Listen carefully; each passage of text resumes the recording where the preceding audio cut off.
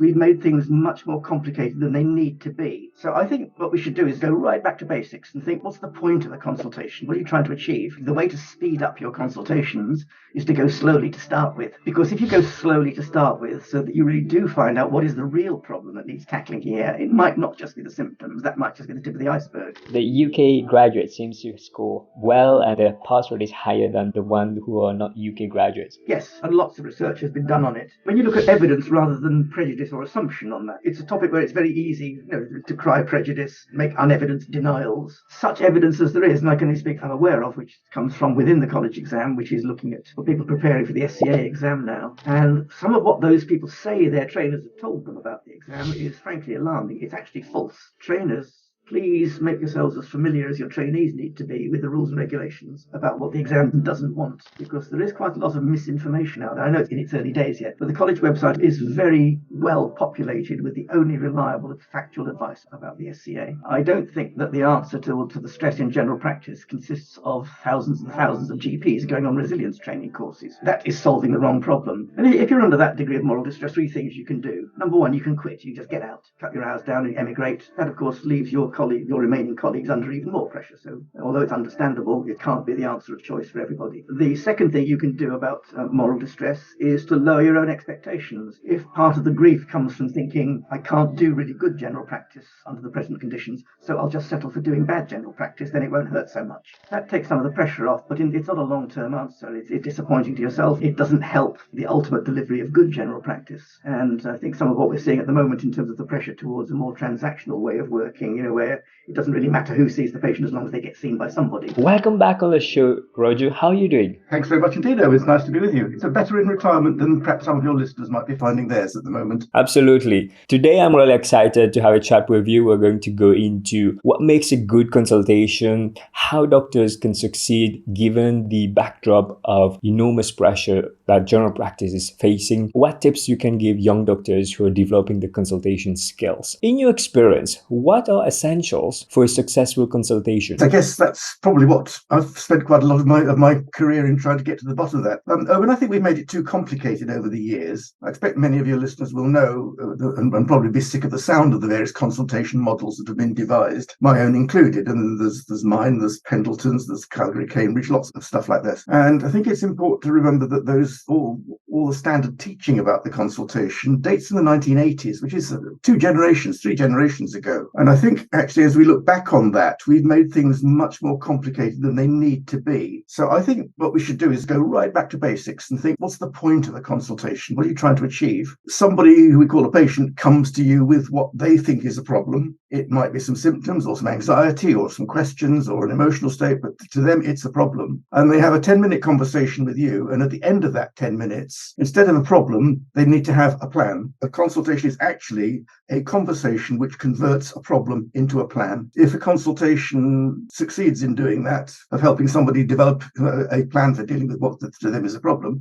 if a consultation does that, almost no matter how you do it, then it's a success. No matter how nice you might be, no matter how clinically sound and all the rest of it you might be, if at the end of that consultation the patient hasn't got a plan for dealing with their problem, then it's a failure. That to me seems to be the single criterion. So if we think back to how we get across the principles of consultation to the rising generation of young doctors, it's just a conversation where somebody comes with a problem and you talk and discuss and negotiate your way to a plan. And how you do that in terms of models and types of questioning and how much physical examination you do and how much data sharing, all the other sophisticated stuff. That's the whole point of it. And I think sometimes we get lost in the technical detail of asking about ideas, concerns and expectations and sharing the management and all those sorts of things. The essential point of converting a problem into a plan can sometimes get lost. I don't know whether that's helpful or not. But when we get stuck in a consultation, perhaps we'll talk about that later, the question that clarifies your mind, there are 2 questions. The first question is, am I really clear about what the problem is here? Because it isn't always as it first appears, as you know. It can be buried or convoluted. But to ask yourself, am I really clear what the problem is here? And the second question is, am I really helping this person come up with a plan for dealing with it? I think that clarity is really important. And can you talk about the doctor's mindset before starting the consultation? Because there's a lot of things that goes in somebody's mind before they start. Life is so busy in general practice. I'm not in clinical practice now, as you know, but I'm not entirely out of touch with what is going on there. There's so much noise out there. I don't just mean physical noise of the pneumatic drill outside, but there's so much stuff in one's mind about pressure of time and expectations, and am I going to do all right, and all the trappings of general practice. And if that is whizzing through one's mind at the beginning of a consultation, it's really hard to find a kind of corner of your attention to focus on the patient. And yet, particularly at the beginning of the consultation, the single thing that helps the consultation get off to a good start, I think, is for you to pay really good attention to the patient. That's probably the single most important thing. So even if just for a couple of minutes at the beginning of the consultation, if we can discipline ourselves to say, all the other stuff is outside the door. In my own mind, I need to be focused on this person. And I guess the key mindset at the beginning is curiosity. If you can try to be curious at the beginning of the consultation, particularly as to what's going on here. Why has this person in front of me gone to all the trouble, and it's often quite a lot of trouble, to make an appointment to consult with me? What's gone on? What's led to this? What sort of person is this? What might be going through their mind? What's driven them to set up this conversation? For the first few moments, or a minute or two of the consultation, for you to be really curious as to try to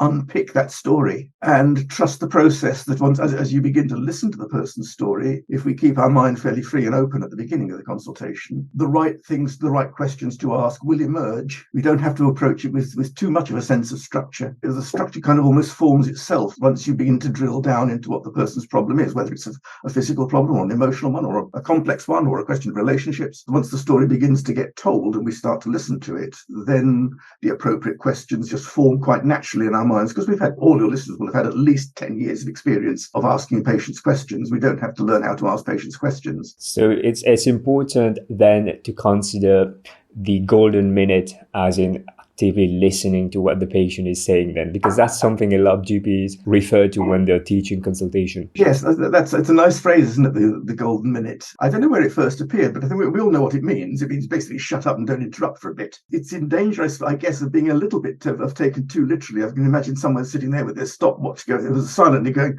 57, 58, 59. Right, now I can chip in. But it's a mindset thing, really. It's just a reminder that if we weigh in too quickly with our own agenda and our own thought process beginning the consultation conform to what we want it to be rather than necessarily what the patient needs it to be. Yeah. One of the things that some people might do is that they project their faults and make assumptions when they think they've got the problem early on, when they should have listened to the patient and get the story out. It needs a bit of self-awareness to do that. How does one develop self-awareness? It's partly a question, I think, of appreciating that it really is important. If I were to give you just the naive advice, Erwin, don't speak too much at the beginning of the consultation. You might well say, yes, okay, Roger, I'll try that, I'll do that. But of course, in real life, when it's actually happening to you, all the advice goes out of the window. So in a way, we have to find a way of making it second nature so that it becomes our default position to listen to start with. The first thing that trying to rush the beginning of the consultation actually doesn't save time. It really doesn't. It's quite understandable, obviously, with the tremendous time pressure that people are under these days. Quick,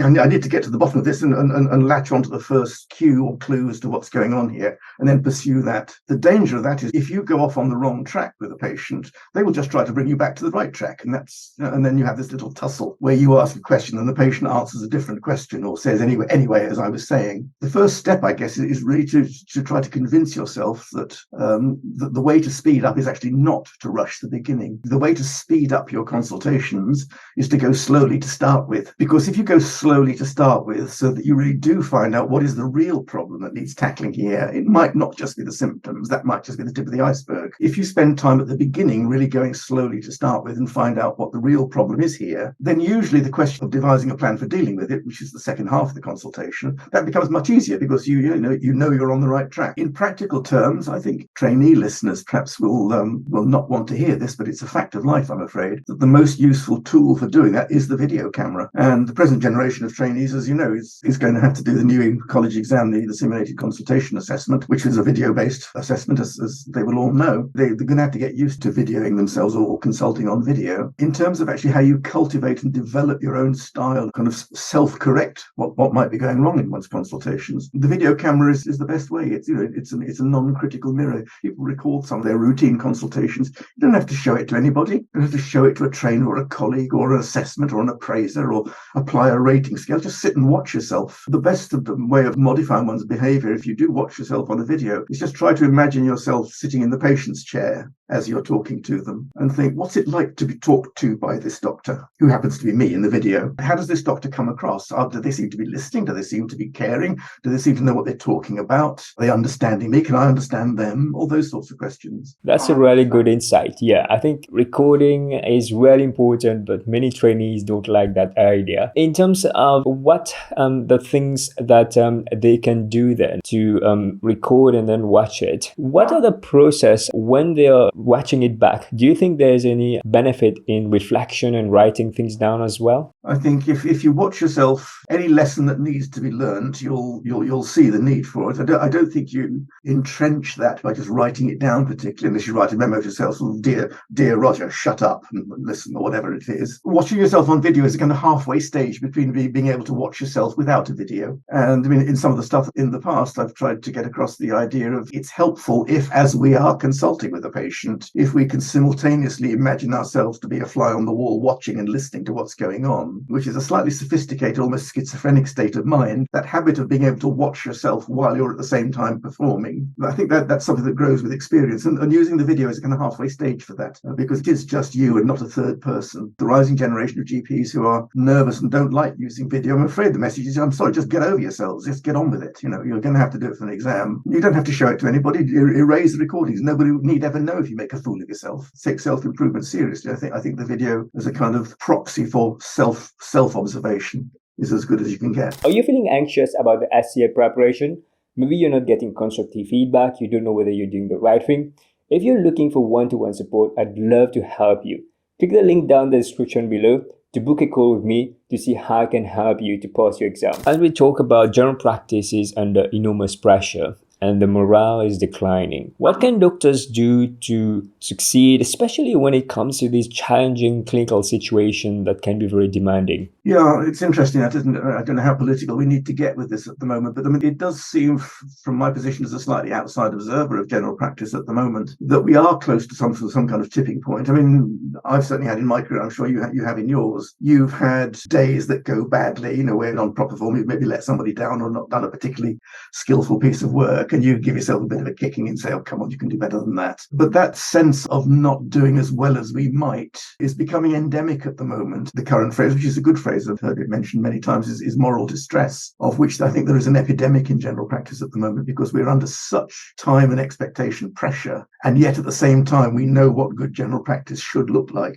and conditions are just generally so weighted against us at the moment that sense of frustrated disappointment in oneself is really very rife at the moment. I think it is really worrying. We can discuss, hopefully we will in the next few minutes, discuss what the individual doctor can do about it in an individual case. I think we've also got to say that the distress under which general practice is labouring at the moment is beyond the control of any single individual doctor, and that's why we need things like the BMA, like the GMC, like the colleges, to try to take some of the pressure off on a more corporate national scale. In terms of what the individual can do, I think the first thing to do is remember not to blame the victim. There's another buzz phrase at the moment, a buzzword at the moment, resilience, isn't it? It's a word I don't particularly like. You can go on resilience training courses, which in effect just teach you to greater acceptance conditions which you shouldn't accept. I don't think that the answer to the stress in general practice consists of thousands and thousands of GPs going on resilience training courses. That is solving the wrong problem. Going back to what I was saying earlier, that's the essence of a good consultation, is to solve the right problem. The problem in general practice at the moment is essentially manpower and capacity and not much else. If we had 50% more GPs overnight, almost none of the stress, and we have to make sure that we solve the right problem. That's a long-term case, obviously, and we have a workforce plan now that might go some way towards dealing with that in the next 10 years. But for now, I think I would really want to encourage doctors as to how to deal with that emotional pressure that they're under at the moment. When this podcast will be coming out, but I've got an editorial which will be, or will have been, in the December issue of the British General Practice, talking about this very subject, about what we need to to do to overcome the enormous emotional pressure that GPs are under at the moment. And if you're under that degree of moral distress, there are only three things you can do. Number one, you can quit. You just get out, cut your hours down and emigrate. That, of course, leaves your remaining colleagues under even more pressure. So although it's understandable, it can't be the answer of choice for everybody. The second thing you can do about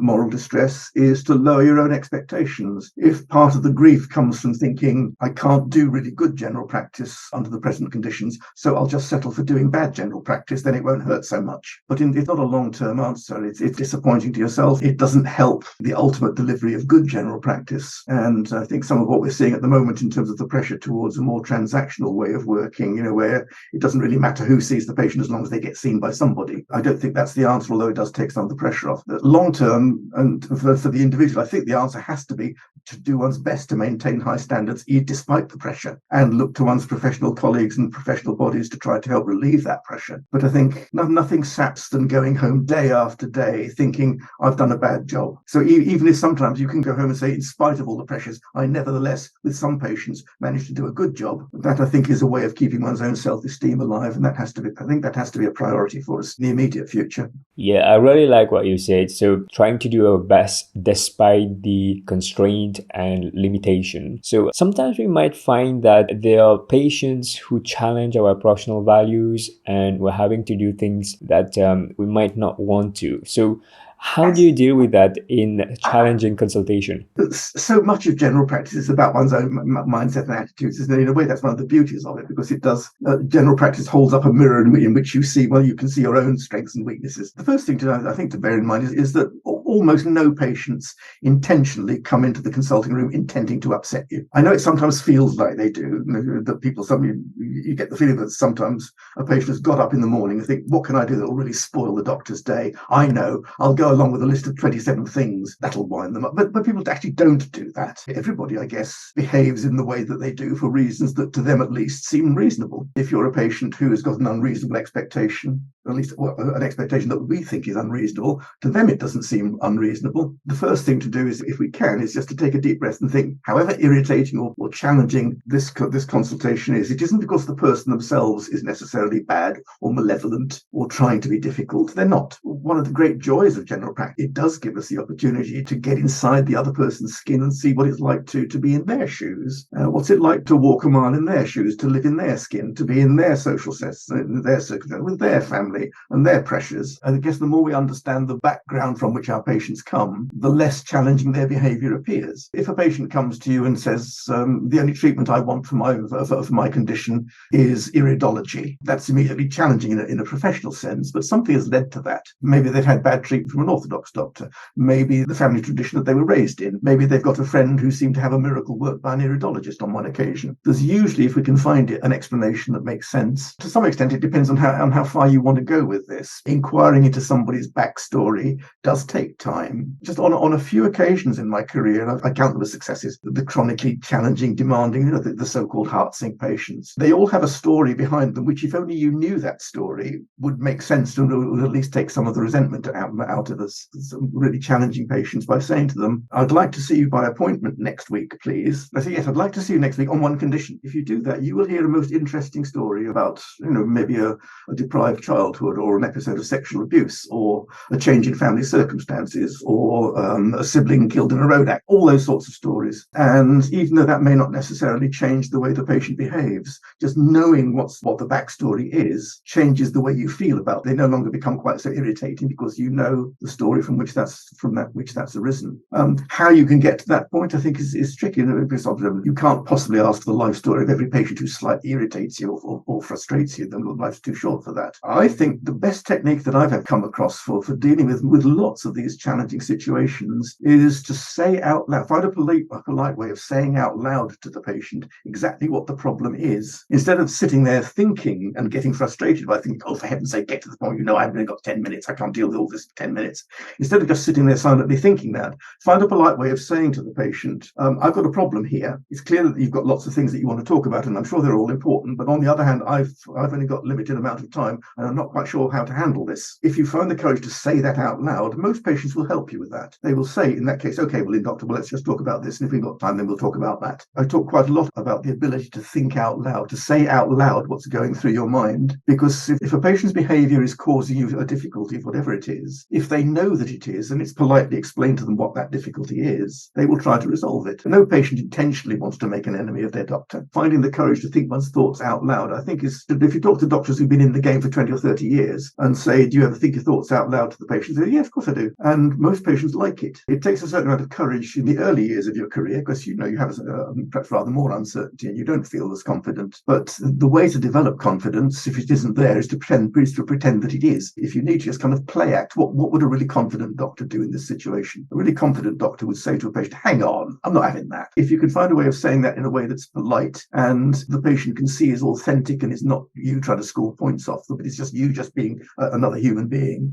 that will often get you out of a lot of difficulties. I don't know how practical that is. The freedom to be your natural self with patients is tremendously liberating. Instead of having to play act the role of good doctor, you are a good doctor, just be it. Yeah, I've seen it working with my supervisor. So when it comes from somebody who's older, they can pull that. But I think for trainees, it might be more difficult because they feel more junior, and calling out a patient on a behavior or something can be a bit difficult. It's a matter of practicing it and seeing what response you're getting and being more comfortable doing it, I suppose. As long as you're doing it in a way that you don't antagonize a patient. And then I think that's something that you highlight in the book. You've seen your trainer doing it, well, I presume he was a generation or two ahead of you in general practice. Well, he wasn't always like that. He learned to do that. He's developed that ability to do it. It's a trainable, practicable skill. The senior will benefit from it. I think it does take a certain amount of courage. It's well worth doing. Yeah. So one thing that you also talk about in the book, Consulting in a Nutshell, is how to use receipt. Receipt is really powerful. Can you tell us more about the receipt concept, Roger? You've just said to me a two-part instruction. Your first thing was a statement of fact. In the book, you describe a thing called receipts. That's a statement. And you followed it by a request. Will you now please explain? So you are now giving me an instruction as to what you'd like me to talk about next. But the way you made that acceptable and a good idea was because it came on the back of something that you had said, which was just a statement of fact. In the book, you talk about receipts. So that is an example of what I mean by a receipt. In this context, it's just something that you say to a patient that shows you've been listening, or shows you appreciate what's going on, or shows you understand what the situation is. Just a statement of the way things are. But then on the back of that, you follow that up with something that slightly controls, or I use the word steers, the conversation in the direction you want it to go. This is not a medico consulting-y skilly type thing. This is just the way human beings talk to each other. We do it all the time. I mean, you did it just then with them perfectly naturally. Thank you for what you just told me. Now let's do this. I'm looking at your image on the screen as recording. I can say, oh, you're wearing a shade of blue. Is that what you have to wear at work? That's a statement. I can see that that's true, and you know it's true. And I've followed it by a question. Is that the way you have to work? And you will now then tell me, presumably if we were to continue that conversation, you would give me some information. That two-part remark, giving somebody a receipt, just saying, thank you, or understand what the situation is, but now let's do something different. Something we do all the time in real life with our friends and family. And all I'm suggesting is that it works quite well in the consulting room as well. Because quite often in a consultation, you have a sense of, I need to get onto a different topic, or I want to go back to this, or I need some more information about that, or I'd like to examine you now, or let's have a different discussion. The way to make it happen is to give the patient a receipt, i.e. say something to them that's just a statement of fact, a recap, or some kind of appreciative remark, and then follow it up with a change of direction that you choose. And a bit like thinking aloud, once you've got that as a part of the way you just normally talk to patients, it builds fluency. The format of medical interview that I was trained in at medical school, and I think to some extent people still are, is that the doctor asks questions and the patient answers them. And that's one way of gathering information, but it's only capable of gathering information that is already on the doctor's list of questions. What we want, particularly going back to what we were saying earlier about trying to understand the patient's story rather than just their symptoms, the way to understand a patient's story is to ask open questions of the tell me more, what more can you tell me about this? That is a much more effective way of getting somebody's story out of them than asking a list of closed questions. That receipt technique of saying, thank you for this, but now tell me that, is a good way of building in the kind of fluency that makes the consultation feel to both of you like an ordinary conversation. I don't know your personal circumstances or where you're in practice, Erwin, but I would imagine that you've probably seen and probably had yourself. And if you look at those tend to be the ones where you can't quite see how it happens, but somehow or other, here are two people just having a conversation, and somehow or other, something almost magical happens. Some fact emerges that is transforming. If you look at those sort of consultations in some depth, you often do find that it is just the interchange of truth between two people rather than a doctor asking questions and a patient answering them. It's the two people exploring together a situation, with the doctor obviously having some professional insight as to the direction that's likely to be most rewarding. The more consultations sound like ordinary conversations, the more insightful and sometimes the more helpful they turn out to be. The flow of the consultation is much better when there's an alignment between the doctor and the patient. Yes. And as you said, it's more natural and it's more effective. I think people are getting better than that. I mean, in my own generation, I was something of an exception because many people of my generation and one or two after it were still trained in the rather authoritarian doctor-centered way of structuring their consultations. And for some patients, that's great. Some patients like and need that steer. But as society changes and social norms, that's decreasingly the case that people want to be spoken and want to be talked down to by a doctor. We want choice. We want information. We want to feel that we're being told the truth. We want to feel that we're being treated as adults and captains of our own souls and stuff. That is now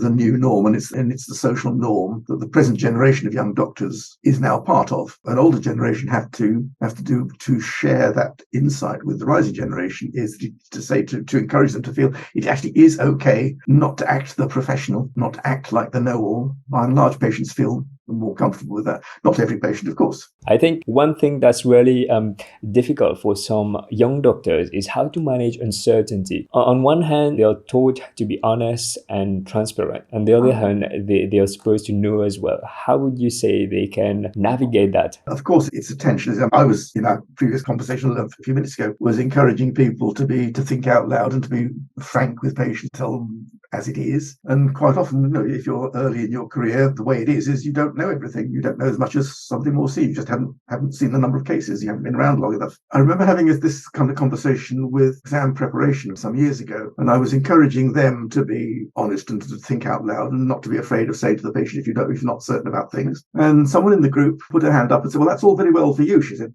to me.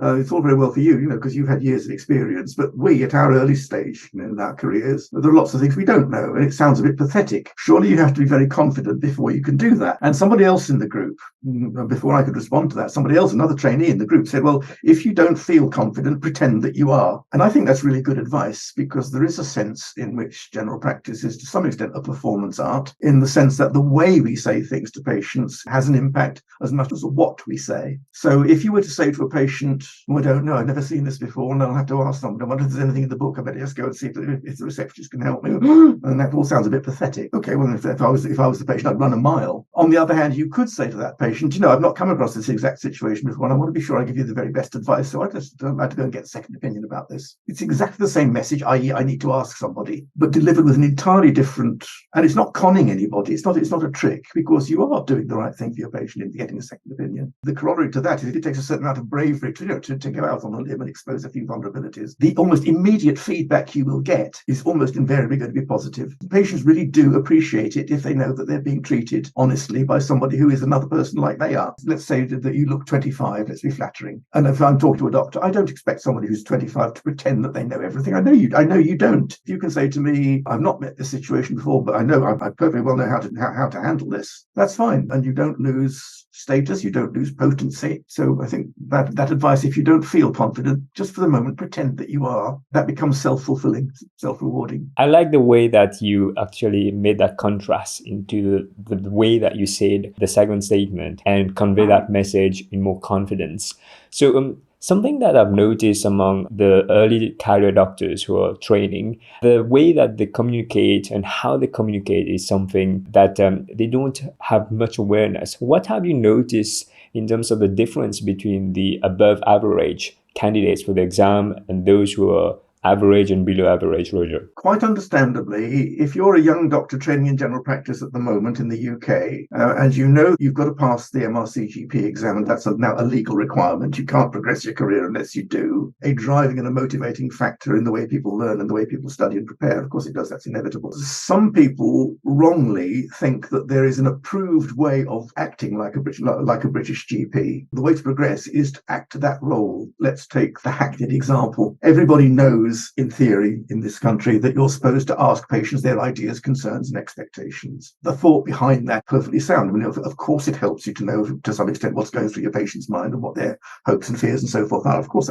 that helps you as a clinician to tailor your management plan to what they need. If you don't understand that the reason for asking ideas, concerns, and expectations is in order for you then to understand the patient's situation so that you can help with it. If you don't know that that's the reason, you say, well, the reason I have to ask ideas, concerns, and expectations is because the book says I must. And then you ask ideas, concerns, and expectations at the wrong time, or you use clumsy phrases, or you don't listen to the answers, or you don't know what to do with the answers. Sometimes I think it's an indication that perhaps people are not yet ready to finish the training phase of their careers. And of course, there's all sorts of financial and other pressures. There's been pressure from within the general practice academic community to government to make it possible for most trainees to have at least 4 years vocational training rather than 3. If that could be financially not to their disadvantage, I think many trainees would welcome that, because the general practice is increasingly crowded, the curriculum is increasingly crowded, and the expectations are increasingly high. And to get it all crammed into 3 years, 2 years of which, or 18 months of which is going to be in hospital medicine anyway, is proving very, very difficult. And what would be really nice, if that wasn't quite so pressured, I think people would find that they had more time to mature and develop for their consultations to bed in and become more settled.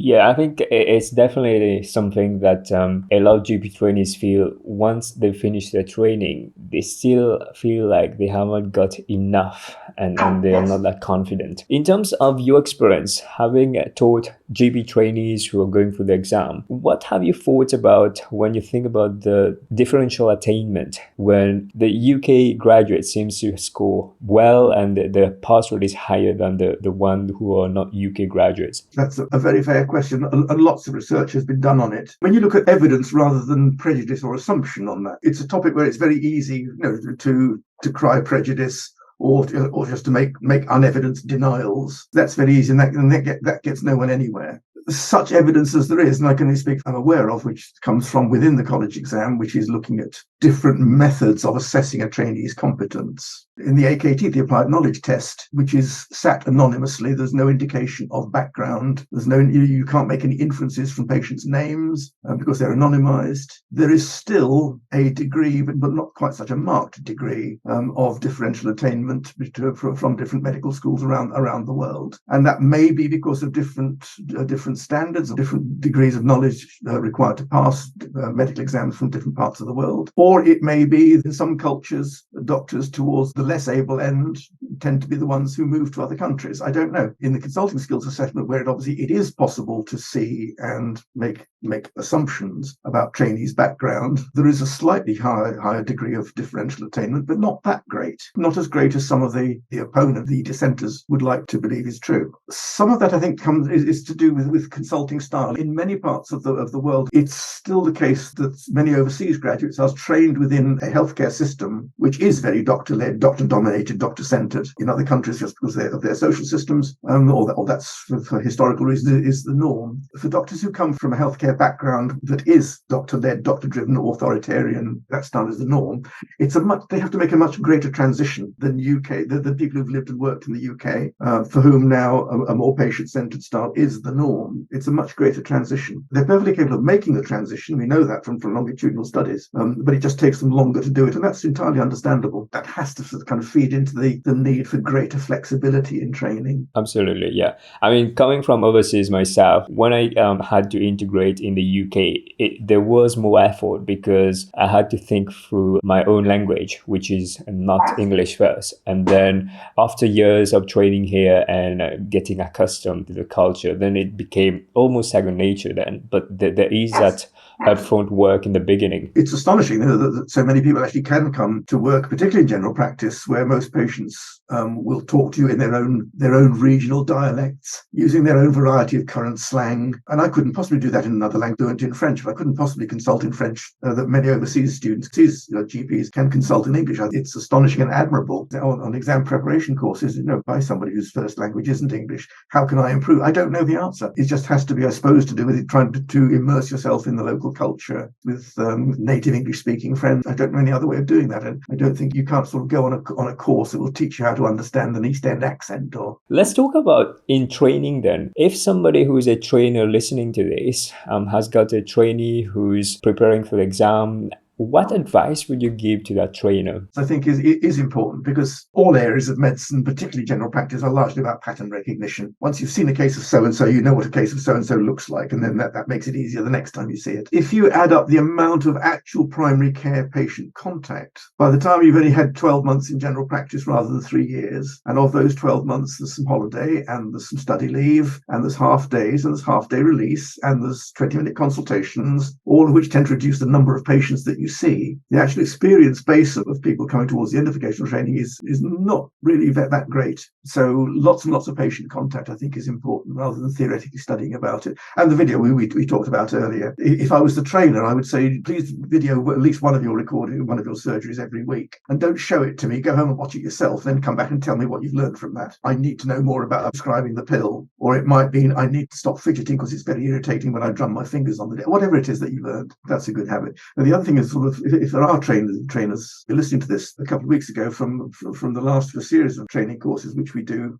which we run through the West Midlands for people preparing for the SCA exam now. And some of what those people say their trainers have told them about the exam is frankly alarming. It's actually false. I think as trainers, please make yourselves as familiar as your trainees need to be with the rules and regulations about what the exam does and doesn't want, because there is quite a lot of misinformation out there. I know it's only its early days yet, but the college website is very well populated with the only reliable and factual advice about the SCA. If you're a trainer, I think we have a duty as trainers to make sure that the advice we give trainees is factually accurate. And so I think please know your way around the college website about the exam like the back of your hand. Yeah, that's really useful. For some trainees who are listening and preparing for their exam, what are the things that you would like to leave them with? Last piece of advice, Roger. Think ahead to life beyond the exam. The exam hopefully is just going to be one day in your life. And okay, it's a hurdle you've got to jump, and all of you, or virtually all of you, will clear it. Some of you might need more than one attempt, but after that, there's the rest of your career. If I'm talking with more experienced doctors, why do you keep doing the job then, since it's all so bad apparently? Almost all of them will say, well, the bit that keeps them in the job is the one-to-one they have with patients. If you can find a way of making sure that your one-to-one consultations that you have with patients when the door's shut, it's just you and the patient, if you can find a way of making sure that those go well and that you can get some satisfaction and take some pride in that, that's the best immunization against burnout and career fatigue and so forth. Think ahead to beyond the exam, learn how to run an efficient consultation because you need to do so to pass the exam. But more importantly, you need to learn how to run an efficient and effective consultation for the rest of your career, a much more important goal. Thank you very much for your insights, Roger. And I'm sure a lot of trainees and trainers who are listening and watching this is going to find it very useful. Tell us a little bit about your next book,